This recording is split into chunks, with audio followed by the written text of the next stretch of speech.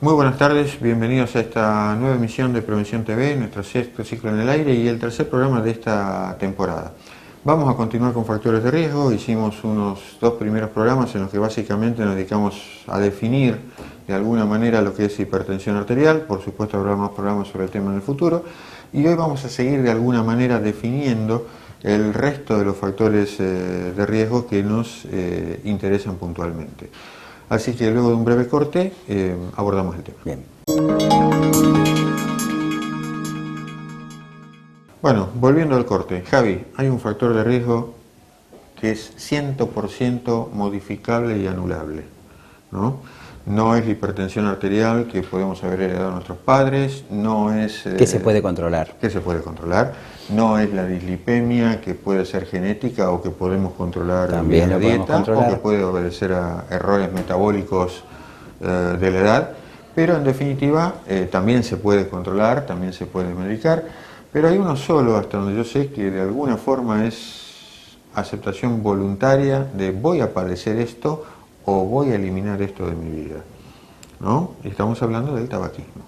Sí, el tabaquismo, que más o menos se mantiene en los mismos valores, en la Argentina aproximadamente un 39% de tabaquismo seguimos teniendo.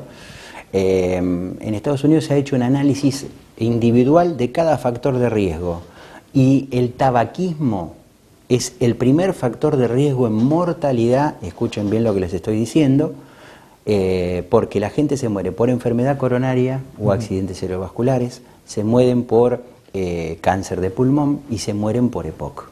Entonces ellos han hecho un análisis de lo que es la hipertensión, el colesterol elevado, la diabetes y demás, y vieron que el tabaquismo es el primero en generar mortalidad por estas tres causas que dijimos. Vuelvo a repetir, por enfermedad coronaria, por cáncer de pulmón y por EPOC. Y por supuesto que lo hemos dicho, es un factor que es erradicable. Es decir, todo lo demás puede tener algún componente genético, todo lo demás se puede controlar, aunque no curar, pero esto depende de nuestra decisión, de nuestra voluntad en poder erradicarlo. Actualmente existen tratamientos que son muy efectivos, pero lo fundamental es que el paciente venga con la intención clara de dejar el cigarrillo. Eso es fundamental porque muchas veces la presión familiar, la presión de los hijos, hacen de que hagan una consulta forzosa. ¿A qué yo me refiero? Cuando viene el paciente para una consulta conmigo con cesación tabáquica, lo primero que le pregunto es si vino por motus propio o vino mandado. Y cuando vino mandado, en realidad el paciente no tiene la más mínima intención de dejar de fumar, entonces todos los intentos que nosotros podamos hacer, nosotros por supuesto le damos información a ese paciente, le decimos todo esto que estamos charlando con ustedes, lo que genera el cigarrillo, las sustancias tóxicas que tiene, que son más de 1.800 sustancias tóxicas, 50 cancerígenos, todo eso para que el paciente vaya tomando conciencia y que entre en la etapa precontemplativa. ¿Qué quiere decir eso? Hay distintas circunstancias por las cuales atraviesa un tabaquista. Una es contemplar la posibilidad de dejarla. Entonces ahí, con nuestra simple intención de preguntarle si fuma o no fuma y de aconsejar, hacer un consejo en cuanto a los beneficios que dejar de fumar le va a traer al paciente, por ahí logramos la toma de conciencia. Así que es muy importante que el colega, en este caso, interrogue al paciente acerca de si fuma o no fuma.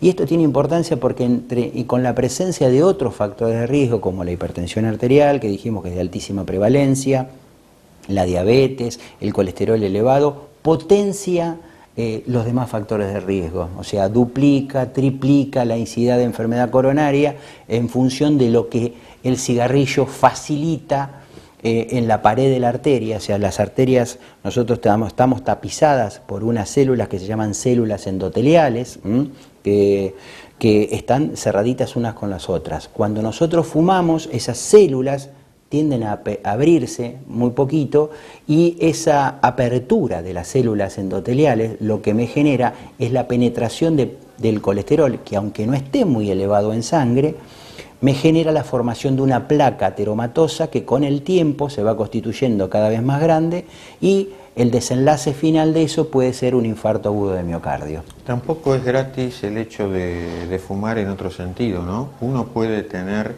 la decisión y la voluntad de hacerlo y siempre es bueno, desde ya. Pero cuando uno fumó durante años, el hecho de dejar de fumar de la noche a la mañana no anula ese pasado de tabaquismo que hemos tenido, ¿no? Es decir, si el paciente viene fumando desde la adolescencia y hoy es un cincuentón que nos manifiesta su voluntad de dejar de fumar, y deja de hecho de fumar, tengan presente que ese pasado de década fumando va a seguir pesando todavía en el tiempo como factor de riesgo. Así hay un tiempo durante el cual no vamos a poder igualar el récord de estadísticas de alguien que nunca fumó para corazón o enfermedad arterial, para tumores, y también nos va a llevar un tiempo, incluso, o nos va a permitir no evolucionar, si así quieren decirlo, para el caso del EPOC. Normalmente se habla de una década para igualar el riesgo que tiene alguien que jamás fumó cuando estamos hablando de enfermedad cardiovascular. Normalmente se habla de un poco más, 15 años, para igualar el riesgo que tiene alguien de desarrollar cáncer de pulmón. Y el EPOC en realidad es otra historia. El EPOC en realidad nunca vamos a tener un pulmón normal después de haberlo vivido, jamás. Pero lo que uno logra cuando deja de fumar es que el cuadro no siga evolucionando. Y ustedes saben que si un EPOC evoluciona, aunque hay diferentes matices, creo que no hay mejor ejemplo que lo que le pasó a Sandro, ¿no? No, obviamente. Entonces, por dar un ejemplo de alguien muy y creo conocido, que debe ser una de las maneras de fallecer más desesperante, porque el paciente tiene la sensación de la falta de aire, que es sumamente desagradable. El paciente se siente ahogar literalmente. Entonces realmente es un desenlace nefasto para el paciente y para el entorno familiar que lo está viendo, que día a día lo está perdiendo. Así que todo eso puede ser evitado con la toma de decisión oportuna, con un consejo médico apropiado, y créame que las herramientas que nosotros contamos hoy día nos ayudan enormemente. Las ayudas, me refiero puntualmente a la parte farmacológica, nos ayudan a sobrellevar la ausencia de cigarrillo prácticamente sin ningún traumatismo desde el punto de vista psicológico. ¿Por qué? Porque estas pastillas cumplen el rol de la nicotina, ocupan esos receptores nicotínicos del cerebro, con lo cual el paciente no tiene la deprivación del cigarrillo, no percibe la deprivación del cigarrillo, lo cual facilita enormemente que ese paciente pueda dejar de fumar. Y por otro lado, como es viene proveniente este medicamento de plantas, es de origen vegetal, no tiene prácticamente interacciones con ninguno de los remedios comunes que nosotros habitualmente consumimos o tomamos por distintas patologías, con lo cual ese es otro beneficio que nos puede llegar a aportar este tipo de medicamentos. El tratamiento, por otro lado, no es de 1 año, 2 años, 3 años, es un tratamiento de 3 meses. Bueno, llegamos así al final de este primer bloque y luego de un breve corte continuamos.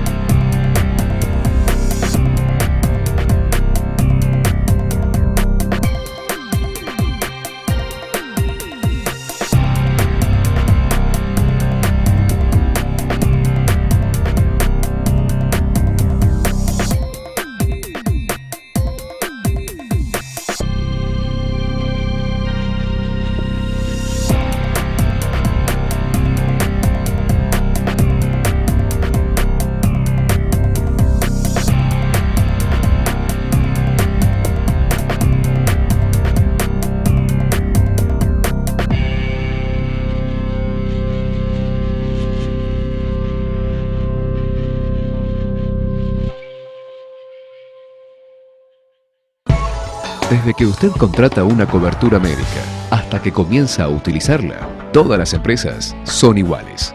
Después, es mejor que sea el Círculo Médico de Quilmes, quien le ofrece a través de FEMEVA Salud Quilmes y EMEDIC una real libre elección del profesional en su consultorio particular y beneficiarse con su aporte de ley.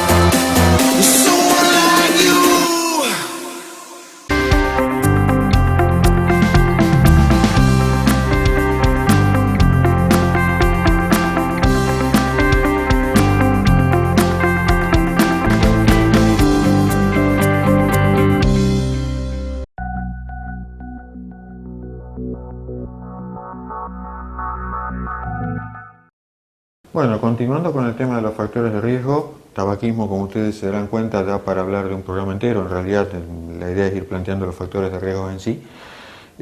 Otro factor de riesgo muy importante que no se le da por ahí toda la jerarquía que tiene es el tema de las dislipemias. Cuando hablamos de las dislipemias estamos hablando de colesterol alto, estamos hablando de triglicéridos altos. Ambas son grasas, ambas son diferentes, localizaciones diferentes, pronósticos diferentes y llevan a complicaciones diferentes también.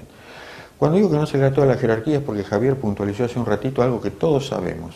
El tabaco produce cáncer, el tabaco produce infarto. Perfecto, pero cuando uno va a plantear colesterol o triglicéridos, lo único que piensa es en el cardiólogo o en el diabetólogo. Me va a decir que subió el colesterol, que deje la carne roja, y el conocimiento llega hasta ahí. Sin embargo, las dietas que consumimos en nuestro mundo moderno también son, de alguna manera, precancerígenas.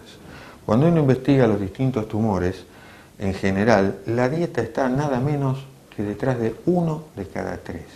Con lo cual es una cosa tan nociva como el tabaco. Sin embargo, todo paciente que entra a mi consultorio, cuando me habla del colesterol y de las pastillas para el colesterol, todos vienen pensando en la arteria coronaria o en la arteriosclerosis cerebral o en el Alzheimer, pero nadie se plantea seriamente que detrás de una dieta inapropiada sostenida a lo largo de los años pueda latir después, sumado a otras cosas, por supuesto, no es la única causa, la posibilidad de contraer un tumor. Entonces es un tema que también de alguna manera no está tan estudiado como el tabaco, no podemos hablar con la contundencia que habló Javier recién de los norteamericanos y sus estadísticas, pero es un tema también a tener en cuenta. Cuando me planteo dieta no es solamente para que el cardiólogo no me diga que el colesterol está alto o no me diga que subió la insulina.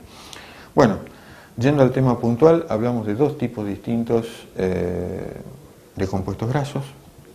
Uno es el colesterol. El colesterol, por otro lado, lo tienen que saber, es algo vital en nuestros primeros años de vida. Es una estructura, es un compuesto que está detrás de muchas de las estructuras que hacen a nuestro cuerpo. No cuando hablamos de colesterol todo es malo. Es malo el exceso y es malo a partir de determinada etapa de la vida. El triglicérido, por otro lado, es grasa también, se acumula normalmente en nuestro abdomen, es la famosa pancita. Y el triglicérido, andando los años, origina otras complicaciones que incluso están fuera del sistema cardiovascular, aunque pueden llegar a ser tanto o más importantes que el problema cardiovascular en sí. ¿Por qué digo esto? El triglicérido es una grasa que normalmente puede provocar 3 tipos de complicaciones. Por un lado, pueden enlentecer el flujo cerebral. Ya dije algo que venía al párrafo siguiente. Pueden enlentecer el flujo en aquellas áreas donde las arterias son puntualmente finas. Por ejemplo, en un cráneo o dentro de un cráneo, una arteria puede tener el grosor de un cabello. Si el triglicérido está alto, eso puede hacer enlentecer el flujo y, por ejemplo, problemas de concentración o memoria que atribuimos a otras razones pueden ser porque el triglicérido esté alto. El triglicérido es una grasa además que andando los años, si además sumamos unos kilos de más y estamos en esa etapa que conocemos como resistencia a la insulina o prediabetes, nos puede terminar de empujar a una diabetes. Y finalmente, lo más temible de todos, los triglicéridos altos pueden originar una complicación que no pasa por el sistema cardiovascular. Pueden inflamar un órgano que tenemos a la izquierda de nuestro abdomen, que es el páncreas. El páncreas es un órgano conocido por 2 razones. 1, produce la insulina. 2, menos conocido para ustedes, actúa en la digestión. El problema es que cuando este páncreas se irrita o se inflama, lo que se conoce como una pancreatitis, se puede empezar a digerir a sí mismo y a todas las estructuras que hay alrededor. Con lo cual, como ustedes se imaginan, es un cuadro que pone en riesgo la vida. Imagínense algo dentro de su cuerpo comiéndose a sí mismo. Fernando, ¿en qué nivel de triglicéridos tenemos la chance o posibilidad de tener una pancreatitis? ¿Con qué nivel de triglicéridos? Es un poco individual porque vos vas a encontrar gente, para que tengamos un valor, en cualquier laboratorio ustedes agarran, sacan sangre, triglicéridos, valor máximo 150. En el pasado se hablaba de otros valores, 200, 250 en general, pero ustedes van a ver pacientes con 1000 de triglicéridos, o sea 10 veces más, y he visto pacientes con triglicéridos más altos que no tienen aún síntomas en este sentido, y pacientes con mucho menos, 500, 600, 700, que efectivamente lo tienen. se pueden dar una idea porque cuando les van a sacar sangre, el mismo que se lo saca les dice que la sangre parece leche, es decir, el aspecto del suero, ustedes lo van a ver, el lechoso. Exactamente. Entonces, ustedes tienen que saber ahí que si tenemos este problema hay que tratarlo urgente, no tanto por el tema cardiovascular, que va a venir, no tanto por el tema de la diabetes, que va a venir, pero ustedes están poniéndose en una situación de urgencia de la noche a la mañana, una situación que significa terapia intensiva, y esa terapia intensiva, uno tenga 18 años o tenga 80, puede ser la diferencia entre la vida y la muerte. Hay una única pancreatitis de la que ustedes van a escuchar hablar, que no causa el más mínimo trastorno, que no tiene nada que ver con los triglicéridos y sí tiene que ver con las paperas. La pancreatitis que acompaña una papera normalmente pasa desapercibida, no genera ningún problema, es una etapa más de la enfermedad. Molestan otras cosas en el curso de una papera, pero no la pancreatitis. Pero en el caso puntual de una hipertrigliceridemia, este es un punto clave. Fer, nos queda muy poquito tiempo.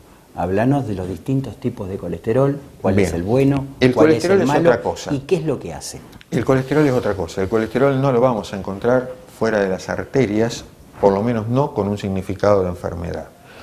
Cuando uno habla de colesterol bueno y colesterol malo, no está hablando de colesterol en sí, está hablando de un vehículo al que se sube el colesterol. Si el vehículo me saca el colesterol de la arteria y la lleva a destruir normalmente al hígado, entonces eso es lo que llamamos colesterol bueno. Si eso está alto, estamos en un excelente nivel. Protegidos. Protegidos. Eso es HDL. Si quieren, la H, aunque no significa hígado, les puede dar una idea, porque allí es donde se va a destruir, de que ese es lo que tenemos que mirar. Cuando uno habla de colesterol malo es el LDL, el Capicúa. Acá lo que hace este vehículo, en vez de sacarlo de la sangre para llevarlo al hígado, directamente lo lleva dentro de la pared de la arteria. Con lo cual nos complica. Cuanto más alto este colesterol malo, LDL, más problemas vamos a tener. Pero este LDL, a su vez, no es igual para todo el mundo. Si yo tengo, por ejemplo, un paciente sano que absolutamente nunca tuvo nada, bueno, puedo ser contemplativo con sus niveles de colesterol malo hasta un determinado valor. Pasado ese determinado valor, ya le tengo que hablar seriamente de dieta y ejercitación, y si aún así tenemos un valor que supere los 160 de colesterol malo, directamente hay que medicarlo. A niveles un poco más bajos, de 140, uno habla 130, 140 de dieta y ejercicio, y a niveles más bajos lo deja tranquilo. Esta historia cambia totalmente si el paciente alguna vez tuvo un problema vascular. Alguna vez tuvo un problema vascular, significa un problema coronario, un problema cerebral, un problema en las piernas, un problema en la arteria renal, donde haya sido. O es un diabético. O es un diabético. En esta eventualidad, el colesterol malo, el LDL, repito, el Capicúa, no puede cruzar de 100. No puede cruzar de 100. La mejor, y usted me dirá, pero es un nivel totalmente normal, hasta por debajo de lo normal. Sí, pero cuando yo viví un evento vascular, la mejor manera que tengo de evitar problemas a futuro es lograr poner ese colesterol por debajo de lo normal, que aún así, si uno fuma, puede no cumplir el objetivo. Entonces, ese es el criterio. Cuando uno le hablan de colesterol, a un cardiólogo no le sirve el colesterol total. Mira el colesterol bueno, el colesterol malo. El colesterol bueno alto tiene un buen pronóstico, el colesterol malo alto tiene un mal pronóstico. Cuanto más bajo el colesterol malo, mejor. Y tengan presente que si ya han tenido que pasar por un evento vascular, no necesitan ir al cardiólogo, el LDL tiene que decir abajo de 100 y si no, estamos mal. Habrá que subir dosis de pastillas, habrá que reconsiderar la dieta, habrá que reconsiderar la ejercitación, habrá que tomar medidas, pero ese colesterol malo no puede pasar de los 100. Bueno, nos quedamos sin tiempo, vamos a un breve corte y cerramos el programa. Bueno, hemos llegado así al fin de este tercer programa de Factores de Riesgo. Una vez más estamos dispuestos a escuchar las consultas que ustedes tengan. Por supuesto, todo esto será ampliado cuando uno tome cada factor de riesgo en particular, merezca algún programa extra. Esperamos sus consultas a través de la web. Bueno, luego entonces de haber terminado el programa, esperamos pasen una muy buena semana, los esperamos dentro de 7 días y les agradecemos la fidelidad de ustedes por estar allí y a nuestros sponsors que hacen posible esto. Muy buenas tardes y hasta el próximo programa.